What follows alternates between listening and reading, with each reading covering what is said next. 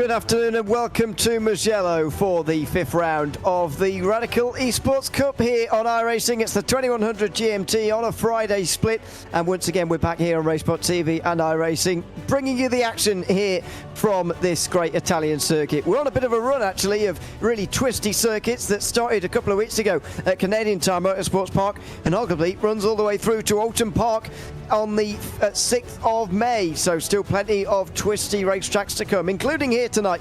Myself, Ian Lillery and Ron Mans will take you through the action. Good to be back alongside you for this one, Ron. We're tearing towards the halfway point in the season. We've got another very technical circuit on the menu. Yeah, off the back of Suzuka 1 week ago, which put on yet another barn burner here from the Radical Esports Cup, we head to Mugello, a track probably most synonymous with hosting a Formula One race back in 2020, but this track has been a staple of motorcycle racing ever since it was built. It is a wonderful racetrack, lots of twists and turns, but that massively long start-finish straightaway and the heavy braking zone down to turn number 1 gonna give us plenty of overtaking as well. In the championship standings, Havik Gullikson is leading the way by 15 points only ahead of Rafa Blanco. Heinz Braun then a bit further back with Andreas Friedrich ahead of a real close group. George Gonzaga and Cattell Larsen not too far behind him. Then it's Sully Rattanen, Christopher Yanakis, Andre Castro and Johnny Cajolas, who is rounding out the top 10. That's supposed to say 670, by the way. That is your top 10 for the 2025 Season 2. Gullikson's still leading. Our B-roll shots were recorded when it was a bit sunny, a bit earlier in the day. Well, the actual track conditions are very, very different. It's actually quite hard to see through the fog and the clouds at the moment. Very, very overcast. Just 19 degrees out there on the circuit at 20 to 9 in the morning. And that is going to be a problem for the race. It's actually one of the lower track temperatures we're going to have this season. Although having said that, it is a pretty low track temperature season, considering we're getting towards the summer now. Not sure it's going to make too much of a difference here, really, Ron. We've had these conditions all season long, but it is relatively foggy out there today. Yeah, I'd say the main thing when it comes to a foggy race, and maybe this is just me being a little bit dull, it usually does my mind in a little bit. If you're running around a racetrack, which is just so dark and gloomy and frankly depressing looking, you're not going to be as amped up as you would be on a nice, bright and sunny day in the sim. The humidity is incredibly high, so the track's going to be a little bit greasy. These drivers are basically going to be running through a bowl of soup. Actually, no, we're in Italy, so they'll be driving through a nice bowl of risotto, which is a terrible mental image. So, Ian, I'll pass it off to you so you can save me after that quote from me. Well, it's going to be difficult tonight. That is for sure. This is Grosjean Bublok in the 3 car, working his way through the middle sector. This is turns 8 and 9. Arrabbiato 1 and 2. Havik Gullikson, there he is. IGL team just leading the championship standings at the moment by only 15 points ahead of Rafa Blanco, who is there in number 13. He's been up there in races this season so far as well. Just running around the middle part of the lap here now as well. It's going to be another one of those rounds, and we've said this for the last few weeks now, where qualifying is going to be relatively important. Through the first couple of rounds, you could get away with a bad qualifying, maybe a little bit less at the Nürburgring, but especially at Road America, where it was really wide open, in fact. A little bit less round here, less overtaking opportunities, even considering the slipstream, which there's plenty of in these radicals. Yeah, if you get off to a bad start in this race, I mean, if you have a bad qualifying session, that's going to be pretty bad. Even if you start from a pole, if you don't nail that wheel spin coming off of that start-finish line down that start-finish straightaway off into turn number 1, you're going to be in for a world of trouble. That run down into turn 1, one of the longest on the iRacing platform, I believe one of the longest that we'll have all season long here from the Radical Esports Cup here for Season 2 of 2025. Important to get a good qualifying session, and super important to get a good start. Havik Gullikson currently on the provisional pole at the moment. And one thing to race about Havik, a little bit upset was the reigning champion after some incidents he was involved in last week's race at Suzuka. I was a little bit surprised. I was looking through the season standings as it stands at the moment, as you raised right at the top of the show, you had a little bit of a small gap in that championship fight for this overall championship for the series. He hasn't run in a race thus far this week. I believe this is his first time hitting the track with these SR10s, but hey, this is usually where the most amount of participation is. These drivers like to bring their A game to these races, and clearly, despite not having a lot of on-track time thus far this week, Harvard Gullickson still bringing the thunder. He certainly is, and currently leading by just a tenth of a second over the driver of number 1. Mika Henrik Hulkkonen also makes his way through the middle sector now. And this is Leon Hernandez just out of the final turn as well in number 14. See what the time's going to be here, which is still 3 minutes to go in this session. It's going to be a 44.0. That's going to put him towards the bottom end of the field, and it does. Unfortunately for him, off of the start of this one. And Grashan Bubolk as well. Similar to, get a bit closer actually. He'll go into 4th place, I think there. Oh no, 3rd, just slips in front of Lasse Sorensen. So a very good time indeed from him. As Gabriel Berger is still yet to set a lap time. As you mentioned, we really do learn these familiar names in this Radical series. We've been here for a few weeks now as some more faster times come in. And this is where the big guns really all come out. We are going to see a lot of the top contenders in that championship here today. Obviously, Gullickson is currently leading this session as well. Rafa Blanco is currently only 14th, which is quite a long way down for him. Hans Braun only 13th. So Friedrich 4th. As he is in the championship. So, you know, plenty of the big hitters coming out, and that's exactly what you'd expect here. This is some of the very best Radical drivers in the world out here this evening, even though it seems like a random time to be rating all in all. And as someone who's done these broadcasts in this time slot for about 10 seasons up to this point, it's a consistent cast of characters week in and week out. This man, Dennis Kyriakopoulos, in the number 12 car for insert name E-Racing Team. Always love saying that team name. And Earth Racing currently slotted in 6th at the moment, just set that lap time a couple of moments ago. Here's another veteran of these SR10s. It's Gabriel Berger in the number 19 car, a driver from the UK, very fast in the Radical European Championship, which you can catch sporadically on RaceSpotTV on Sunday evenings in the UK. I believe that's Sunday afternoons here in the States. But very fast driver to be sure. Many of the drivers that you see up and down the running order are ones who have been around the block before in these SR10s. But one name that's really sticking out to me is one who I haven't seen in these SR10s in quite some time. It's Alfredo Malo in the number 1 car, set to line up on that front row.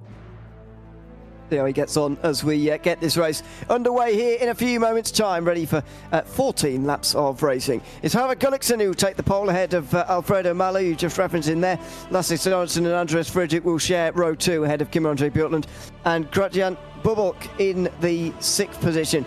Just inside, half a second off of pole was Sebastian Lipp and Dennis Kyriakopoulos, the teammates on row 4. It's Heinz Braun and James Barry who round out the top 10 with Mika Henrik Hulkkonen and Gordon Haag on row 6. Kjell Larsen is next ahead of Andre Castro, surprisingly down in 14th. Rafa Blanco, surprisingly 15th, to be fair.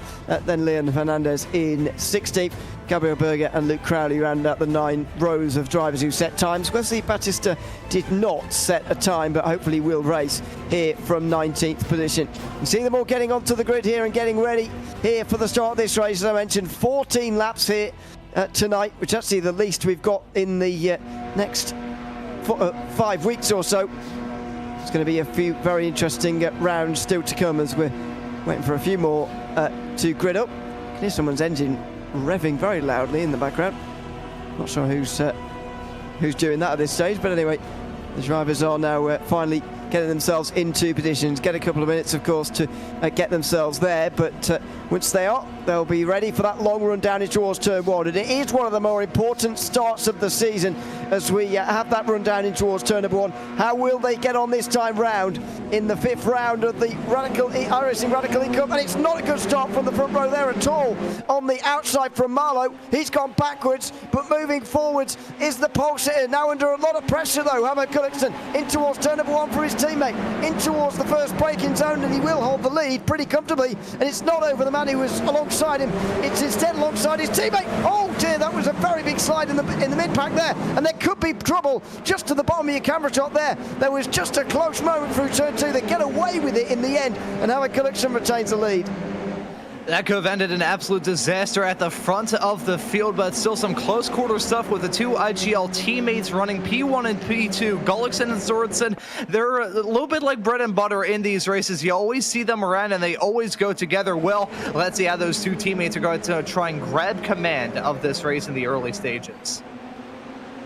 Through the middle sector, the very fast flowing middle sector, they go for the first time. This is Andres Friedrich, who's up to third place ahead of Kim-Andre Bjorklund, and Alfredo Malo still going backwards, by the way. Brian Bubulk is now just in front in 7th place now, so it's not been a good start at all for Alfredo Malo. That is a real shame for him. A bit of a weave around there from Sebastian Lipp, who's made some good progress there up to 5th place, by the way. He's brought Kieran Kapoulos, his teammate, with him as well. That is putting Kim-Andre Bjorklund in a bit of a sea of inert drivers, as Bubble is just envisioned there. On board, we'll go with him now in 7th place. That's a good move for him to get up ahead of Alfredo Malo, who just, to be honest, seemed to go nowhere on the start for some reason. Yeah, and really, I raised this point earlier on talking about the mastery of the wheel spin in these SR10s. When it comes to the throttle, when it comes to the brakes, really when it comes to everything with these SR10s, there is such a molecularly thin line that you have to ride on top of to get the most amount of performance as you can out of these race cars. And off the line on cold tires, especially in conditions like this, mastering that wheel spin and balancing it as best as you can is super, super important. But here's a side-by-side fight involving James Berry and Andre Castro. Castro already has a couple of wins thus far this season in the Esports Cup. On the other hand, though, James Berry is a multi-time champion, 4-time champion to be a bit more precise. Won it back-to-back a couple of seasons ago, but has not had a good time in this SR10 thus far this season. Just lost out on a spot. That Castro remains in the top 10, but only just. It was very close, by the way. Castro just edging him out on the way through turn 3. And in the end, he will keep 9th. That's an improvement, massive improvement on where he qualified, though, of course, as we focus in on Dennis Kirakopoulos here. Bubulk has made a good start in the 3 car, and he's brought Alfredo Malo with him as well in this fight for 6th position. As we go on board, you can see just how close he's getting through this section at turn 10 and 11. He's not close enough for a dive, though. You really need to wait for turn 1 here. Mugello often painted as a circuit where it's hard to overtake, and that will still be a bit true in these cars, but down towards turn 1 should be all the opportunity that these guys need. Yeah, turn 1 and that massively long straightaway that precedes it is a breeding ground for overtaking in these SR10s. I've said this a lot throughout the season. I will continue to raise this until I am blue in the face from doing these broadcasts.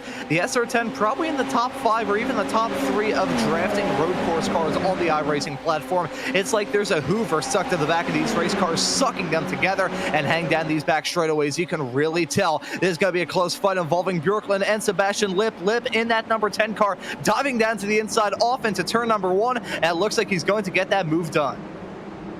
That is 4th place for Sebastian Lipp then. And behind, by the way, there was a bit of side-by-side of the no positions changed just in the background. Kieran Kapoulos still just in front of Bubulk on this occasion. Malo was really looking for positions as well there, and the rest of them are catching up from behind. Andre Castro and James Barry are just 2 of them as they go through the chicane again, avoiding the gravel and working their way back down the hill through the middle sector again into that section where you really can't overtake. Bubulk even looking through here, though, on the back of Kirakopoulos. He's definitely getting closer. Yeah, that he certainly is. The gaps are starting to diminish, and for these drivers who had a rather bad start, cough, cough, the driver who riding on board with Alfredo Malo was not able to manage that wheel spin quite so well, heading off of that starting box, so he finds himself in 8th at the moment after starting from the front row. But he's a quick driver, and he's going to try and make hay while the sun is not really shining here at Mugello. Looked like he was going to go for a rather brave move a couple of moments ago down into the long, never-ending right-handed hairpin of turn 12, but not close enough to get that move done on the 3. Malo still gonna be on the hard charge, and you want to get this move done before the drivers up towards the front begin to break up. Another small look into the final corner, but you're really put off doing that by the fact that there's a real long run onto the front straight, coming up straight afterwards here, and Kyriakopoulos is going to be under real pressure here. This is going to be, oh, he's going to sit through on the inside, Bubok. I can't believe he's let that happen. Kyriakopoulos there's on the outside, and he could get Freight Train now. Have a look at this in the background. Marlowe's going to be looking for a position, so's Castro. They're going to all look here for the inside line. Castro on the inside line will get Marlowe, and actually Kyriakopoulos only loses one place in the end. Friedrich, meanwhile, and Björklund, I think we're going side by side there, or was it Friedrich and Lipp, excuse me, who exchanged places. Sebastian Lipp now into third position as Marlowe will try and follow the Bubok-driven number 3 car, still can't. So Marlowe overtaken by Castro and just could not follow Bubok through, drops now to 9th place. Yeah, dropping down like an anvil push out of a helicopter. This is not a good development for him, but let's see. We still have a lot of time left to go in this race, but we follow the number 3 car, hounding the back of Kim-Andre Björklund and run a little bit wide, heading off through the mid-sector. That was off through into turn number 8 and 9, ran a little bit wide on exits. Those medium to high-speed corners are usually the spot where I personally have the most amount of trouble in these SR10s. They tend a bit more towards understeer, and this is an official series with fixed setups, mind you, so there's not really anything these drivers can do outside of just changing the way they attack these race cars. So that's going to be something we have to follow all throughout the season. The mindset that these drivers have trying to manage these fixed setups, which are known quantities in these SR10s, doubly so for the veterans who have been around the block before. But it's always so fascinating to see how differently these drivers manage driving the same car with the exact same setup. That was pretty close. Marlowe just got a bit of speed at the wrong moment there through the final corner. He didn't get the slingshot that he was really looking for here. As you look behind him, that's James Barry. He's not close enough. Is Marlowe close enough to Castro? This is the vision that you can have a look at towards turn 1. Again, he's not close enough here. Castro may have a look at Kyriakopoulos, but no, not this time round. Oh, he's got it too late, in fact. He may have been better served going down the inside there, because he nearly ran straight into the back of the 12 car, and he's cost himself a lot of time there, Andre Castro. That is him now behind Alfredo Marlowe, who moves back into 8th place again. And that is not going to be an ideal moment for him at all. 5 laps on the board of this 14-lap long race, so still an okay amount of time left to go to try and dust yourself off and make your way back up the running order. But a setback like that is still not ideal either way. Following Heinz Braun, heading his way off through the tight and twisties in the mid-sector of this racetrack. Those corners, especially tough in these SR10s. I raised that point 1 lap ago, but I will continue to say it. It is a very fine balancing act that these drivers are doing, doubly so if you're Bublik in that number 3 car. He's got the dirty air from Kim-Andre Björklund right in front, and also got Andreas Friedrich right in tow as well. And a little bit farther up the road is Sebastian Lipp. So I can imagine the driver of the number 3 car is getting practically no air on the front of that race car. I think there's more air displaced from a Mosquito than there is on the front splitter of that number 3 car in 6th. It is it is one long line at the moment from 3rd place right the way back, or maybe 4th place right the way back. Sebastian Lipp's got himself kind of free now. Gullicksen's leading by nearly a second. Lasse Sorensen clinging with his fingernails onto the slipstream, but the battle is here really. It's exciting stuff back at the lower end of the top 5, and it's Bubok who's closest now to Kim-Andre Björklund. He's not going to move out the slipstream here, or is he? He sort of hedged his bets there, half defence, half slipstream, and in the end he's got neither. Bubok goes down the inside and he gets 5th place, as in the background Kyriakopoulos makes a mistake, goes wide. Marlowe will get the position. Look at Sebastian Lipp going slowly up here as well. Has he got a slowdown or something? Not sure, but all of a sudden the podium's back in play for all these guys. I think Sebastian Lipp may have had a half spin coming out of turn number 1. He was about as slow as molasses coming out of that section. He's also doing a little bit of lawn mowing as well. A disastrous series of events for the inert team, because as that was going on, Kyriakopoulos had a major lockup heading down into turn number 1. I don't think the drama is over for them just yet, as the 2 teammates of Kyriakopoulos and James Barry currently battling for the final 2 spots inside the top 10. But back up towards the front of the field, Sebastian Lipp leading a train of race cars. His teammate Andreas Friedrich right in tow. Bublik still trying to make hay while the sun is not really shining here. Currently finds himself in 5th at the present moment. And Alfredo Marlowe, after a really tough start in the number 1 machine, is still looking up in front, and he wants to try and get his way back up into the podium spots. Don't think a battle for the win is realistic, considering the 2 IGL Coatings teammates have just driven off into the sunset, but for Marlowe, the chance at a podium still remains. It is. A chance for the podium. That third down to 12th are going to fancy now. 10 drivers will all be in the conversation here as they come out the final corner. Bubok has looked really strong so far in this race. He's got the double toe now from teammates who are not going to make life easy for him here. Sebastian Lipp and Andreas Friedrich, are they going to battle between themselves maybe here? Lipp pulled right to the left, and he might well get taken by both here. Oh my goodness, Granier and Bubok there, just pouncing on the floundering teammates out front here, in towards turn 1, and he might have third place. Outside line for turn 2, it's going to be tricky, and Sebastian Lipp breaks late enough to make sure he limits his position gains to just 1. But what were the teammates doing there? They gifted that to Granier and Bubok. Yeah, in going side by side, hang down that start finish straight away for as long as they did, instead of just having a coordinated effort to remain in tow, they were basically dragging anchors through asphalt down that start finish straight away. Bulbuck taking that run, licking the stamp and sending it, heading off into turn number 1. If he pulled off that 2-for-1 deal heading down into turn number 1, it would have been a fantastic move from the driver of the number 3 car. You can still see how powerful the draft was, though, as we were riding on board with that driver of the number 3 car. He just had such a head of steam, it looked like there's a Saturn V rocket attached to the back of that race car. Now, can he stay with Sebastian Lipp? Because I think we've seen so far that of the teammates, Lipp is certainly quicker than Andreas Friedrich so far, even though he did hold that podium position earlier. Andreas Friedrich, it is no longer for him. He's actually under a lot of pressure here from Alfredo Malo, who's starting to wake up in this race. Better late than never, I suppose. We are nearly halfway through, but he's starting to make some places now. Andre Castro and Kim-Andre Pultman quite close into the final turn, but no changes this time either. Down the hill they go, looking for that late apex. It's a very long and looping corner through that final turn, and now they've got the big chance all the way towards turn 1. And look at the weaving around from Sebastian Lipp. He's nowhere near as far enough ahead as he needs to be here, and he pulls into the pit exit almost to defend now. Here comes Bubok on the other side. It's all going on behind as well. We'll keep an eye on all of it as they go in towards turn 1. Grosjean Bubok gives a little bit too much room, I think, there to Lipp, who's going to be on the outside for turn 2, and so maybe it is going to work out for the number 3 car. He's still going to be there, Lipp not quite, and Grosjean Bubok does indeed get to the podium places. Bulbuck in that number 3 car, now running in P3, but a civil war between the two teammates may be flaring up right behind Sebastian Lipp and Andreas Friedrich. Very close to coming to blows, heading their way off through the second chicane right towards the opening sector of this lap. Alfredo Malo may try and pick up the pieces. Those two Inert E-Racing team teammates, they're rather frazzled at the present moment. They're running in a strong spot, but now Sebastian Lipp is starting to struggle, and I think Andreas Friedrich knows that in the number 4 car. He's starting to hound all over the back of the number 10 cars. He runs mega wide coming out of turn number 8. This may be the time for Malo to pounce, considering the weakness of the 2 cars right in front. He's all over the place at the moment, Sebastian Lipp, and can't really quite understand why.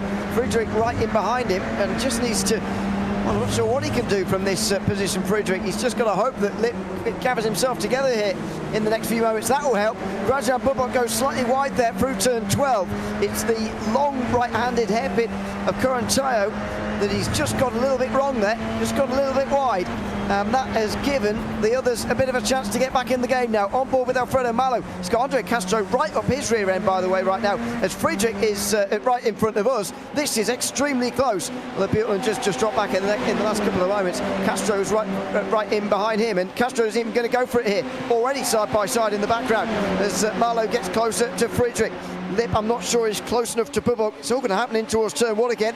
And there goes Lipp down the inside. 3 battles side by side in towards turn 1. Bubok holds on from Lipp. Friedrich holds on from Malo. And Björklund holds on from Castro. No positions change in that 6-car group. The last 30 seconds of this broadcast here on RaceSpot and the iRacing YouTube channel here tonight just about sums up these SR10s. You'll have battles all up and down the field. I swear I have to feel bad for our producer Ramiro. Has to be like a chameleon looking at about 16 different things at once. It is some insane racing that we've got going on right now, but I want to raise this. Andre Castro, who's been incredibly quick all throughout this season, finds himself in 8th at the present moment. He already has 2 wins in 4 weeks for these 2100 GMT broadcast exit races here from the Radical Esports Cup. He's a fast driver in that number 2 car, but it really speaks volumes about how different this track is and how different these drivers have to attack this race. The fact that the driver who's taken the lion's share of victories thus far this season, the only multi-time winner thus far, still very early doors into this season, mind you, but the fact that Castro is struggling to the point where he finds himself just barely clinging on to a top 10 spot really speaks volumes about how tricky and challenging this racetrack is. Marlow really close to Friedrich this time round on the way to the final corner. You can see him on the bottom of your screen there. Can he do something a little bit more substantial this time round? The fact that he's got slipstream from his teammate here, Friedrich, is helping him out, and that's not quite the run that Marlow needed. As by the way, we're getting to the end of lap 9. We are only 5 laps from the finish here. Lasse Sorensen is keeping Harvard Gulliksen in check for the moment, but there's no battle for the race lead. There's certainly a battle for the final podium places, and the teammates have got another decision to make here now. Lip and Friedrich, I think they're going to hit each other on the way towards turn 1. They're going to defend from Marlow. Are they going to give each other enough room? My goodness, that was close. Lip very nearly turning across his teammate, and now Marlow should have the place. He'll still be alongside here, Friedrich. He absolutely will not want to give that place up, but he'll be on the outside for turn 3, and surely he won't have much choice here. He's not given too much room. Oh, he's in the gravel slightly. Goodness me, that was close. In the end, it's Alfredo Marlow who gets up into the top 5. And Andre Castro's dropping down like a rock in the number 2 car. What has happened to the multi-time race winner from this season? He's had some sort of off-track excursion heading off to the first section because he went from running in P8 all the way down to P18. Something has gone on with that driver. That was a disastrous turn of events for him. I gotta say, though, this battle up towards the front of the field, I think Bolbeck has officially shaken these drivers off. He currently finds himself in 3rd at the moment with about a second between himself and Sebastian Lip. Lip is now going to be the top gunner of this line of cars as we take a look in a moment to see what happened to Andre Castro. Heading off through that second chicane, hits that gravel on the outside and bang into that inside wall. Yeah, the combination of the gravel and the curb. Oh, wow, he nearly rejoined straight into the side of someone as well. Well, thankfully he avoided, but that wouldn't have been too smart. Yeah, it's just that combination of curb and gravel that's sent even Andre Castro round into the wall. He's going to be last in a few moments' time, unfortunately, in behind Wesley Batista, who did indeed get into the race early on, but is running down in last at the moment.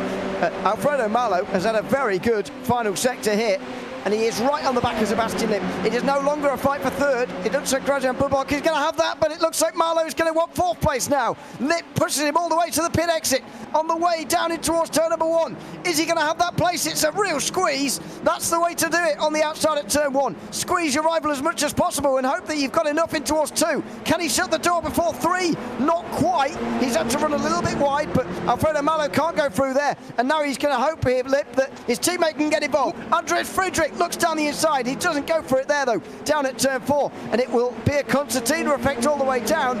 Bjorklund, Barry and Braun all get closer as well. That's going to be fun for us to call at the end. 3 drivers with a last name that starts with B, all running nose to tail, but this pack is still insane. Towards the front of this field, the front 3 have broken away. The front 2 of Gulliksen and Sorensen, I don't think we've seen them since about lap 2. They have just disappeared off into the distance. I think they're probably going to end up in Switzerland as some of these drivers are just crossing that start-finish line, as locking up, heading down into the chicane right towards the end of the lap is Kim Andre Bjorklund, and look at that contact being made. Barry having to check up dramatically to avoid contact, and look at Heinz Braun, ever the opportunist, getting that move done down into turn number 12. It's a side-by-side fight between those 2 racers on corner exit. Barry and Braun side-by-side through the fast chicane. Looks like one of them had to back out, but it was going to be Braun, because side-by-side heading off through there is a recipe for disaster. Did he back out of it, though? They're still very, very close time-wise. I think they actually went through there side-by-side. If they did, they should probably buy a lottery ticket, because that is the first time I've ever seen that work in my entire time doing broadcast here. I think Barry just stuck in front before they had to go side by side through the chicane, having what I saw anyway. 3 wide meanwhile for 4th place. Marlow on the very outside, and Lip just lets them do it. Andres Friedrich on the inside line. Goodness me, that was close in the background as well, by the way. Bjorklund in front of Braun and Barry as they went 3 wide. They're still nearly 3 wide in towards turn 2. Bjorklund gets the position. James Barry will get ahead of Heinz Braun, and would you believe it, none of them have changed any places. Denis Kirkopoulos catches them now as well. He's on the outside before turn 4, won't get anywhere though. He's inside the top 10 now, though, at least. Dennis Kirikopoulos 10 seconds off of the lead. Only 2 laps to go at the line here, and these battles are going to have to get sorted out some way. It looks like the podium might well be settled here, but the fight for 4th is not getting any quieter here towards the end. Oh, it is still roaring with the fury that it did at the very start of this race. These drivers have been treating every lap of this race up to this point as if it's been the last, which granted, it's fantastic for us in the commentary booth, but for them, I'm sure they're probably running on borrowed time in the eyes of the iRacing god. So let's see if there's going to be any sort of drama that shakes up that battle even more. At the front of the field, though, Harvard Gullikson and Lasse Sorensen still running nose to tail. Harvard Gullikson, your reigning champion here from the Radical Esports Cup, won it in season 1 of 2025, is looking to go back-to-back, and if he did that, he would be able to match the feat that James Barry did before him. He was a champion for season 4 of 2024, and again for season 3, and also again for season 2 of 2024. 3 back-to-back championships for Barry, make that 4 for him in his entire time in this series, but things have not shaken out well for him thus far this season. Finds himself in 8th at the moment, but back up in the front of the field involving one of Barry's teammates and Alfredo Malo. This is a side-by-side fight we've been looking for. Malo to the inside of Friedrich, and he's going to be through. It looked to me like Friedrich said, okay, you can have it this time round, but remember, this is the penultimate lap and not the final one. And so while you are going to be able to go down the inside this time round, I might not let you next time. We'll see. Malo, Friedrich and Lip look like they're going to fight for 4th between themselves. And you know, as challenging as this race has been for these drivers, I gotta wonder how more terrifying it would have been if these cars actually had rain-supported systems. They don't have rain tires, it's just incredibly foggy here at Mugello today. Imagine if we were running in the rain, though. There's been quite many times ever since the iRacing weather system was updated that these SR10 official races have been run in completely covered over foggy conditions. I gotta imagine how more terrifying this would have been if these drivers had to deal with this in the wet. That would be a fantastic sight to behold. I'm sure these drivers would probably need many changes of pants, though. It's not something we've seen yet, but I'm sure in the future. Yet. Well, yeah, exactly. I'm sure in the future we'll get there at some point. Final lap, by the way, is about to be crossed here by Harvard Gullikson. He's been keeping Lasse Sorensen at arm's length just for this race. 3/4 of a second is not really close enough for any sort of lunge there, even with the slipstream that Sorensen's going to experience all the way down in towards turn 1. And so Gullikson looks like he might well take a lights to flag victory here tonight. Who is going to take 4th place? Well, it looks like Alfredo Malo is going to at least recover some of those positions that he lost off at the start. What about the teammates? Andreas Friedrich, I think his plan was to try and come back through again on the last lap, but that's not going to happen. It's going to be behind where the action is. Barry versus Björklund for 7th position in towards turn 1 for the final time. Kim-Andre Björklund gets through on the inside line. That was a bit easier than maybe you would have expected. In behind, Heinz Brum will close in, but that Björklund straight through there. Yeah, Björklund, Barry, and Braun running in that order. Björklund getting that move done. He's another veteran of these SR10s. A driver of the number 11 machine has been around the block before. Usually ends up getting struck by falling anvil in the luck department, but hasn't happened to him in this race, and he's really flexing his muscles. Running in P7 at the present moment. His main goal for this final lap is just to hold on to that spot. The cars up in front, they're a little bit far away for him to make up any spots unless they have some sort of off-track excursion of their own. Björklund still putting together a very good race. This, I believe, unless I'm very much mistaken, would potentially be his best finish thus far in these 2100 GMT broadcasted races here on RaceSpotTV and the iRacing YouTube channel. But this is still going to be a very good performance from the number 11 of Björklund. Meanwhile, out front, the current championship leader is going to extend that advantage. Here, Harvard Gullikson, already led by 15 points over Rafa Blanco coming into this one here tonight. With Blanco down 11th, that will certainly extend as well. As Harvard Gullikson comes out the final corner to win here at Mugello, a lights to flag victory in an IGL Coatings 1-2 here with Lasse Sorensen just in 2nd place. Grazian Bubok drove very, very well early on in the race, especially to get up into 3rd, just ahead of Alfredo Malo, who will really be ruining that start. That's a very close finish. Kim-Andre Björklund just about keeps his nose in front of James Barry, who, just about keeps his nose in front of Heinz Brum by 15 thousandths of a second. Another fantastic finish here from the SR10s. A photo finish here at Mugello, and I gotta say, holy cow, look at the fog around here. Despite the track being enveloped in such thick fog that you gotta wonder how these drivers were able to see each other. It was a very clean race here at Mugello. Didn't have many incidents out there on the racetrack. Just had 14 laps, lights to flag of some absolutely fantastic racing, and a brilliant performance from our championship leader of Gulliksen. He takes the win ahead of Lasse Sorensen and Gradian Bubok, with Alfredo Malo needing maybe one more lap to get Bubok, in all honesty. Andreas Friedrich rounds out the top 5 with Sebastian Lipp just outside of that, 2 tenths further behind. Kimondre Bjorklund was another further second back, with James Barry and Heinz Brunn having that photo finish. Denis Kirikopoulos rounded out the top 10. Rafa Blanco finished in 11th place, just ahead of Leon Hernandez, with Gordon Haag holding off from Mika Henrik Hulkonen and Cadel Larsen. Luke Crowley and Gabriel Berger were changing positions a lot on the last lap, but they finished that way round, with Wesley Batista in 18th place. Andre Castro finished 1 minute and 5 down after his incident throughout the race, which was certainly a shame for him.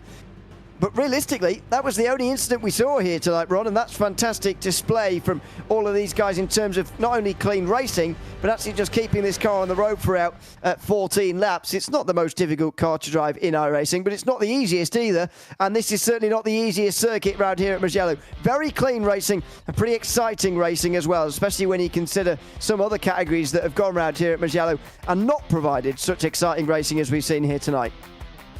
You know, putting a challenging car around a challenging track in conditions where the track temperature never really exceeded something cooler than room temperature, it's always been rather cold for this race. These drivers were able to master those conditions rather well. The cream were rising to the top. We saw some of the best in the Radical SR10s here on the iRacing platform put in some absolutely brilliant drives. I'm rather impressed with these drivers yet again, and I'm rather surprised that the race was as clean as it was. I was expecting it to be a bit drama-packed, especially with that run down into turn number 1. But hey, they put on a pretty good show, and I think we may also have a chat with our race winner here. I see him down there in the booth.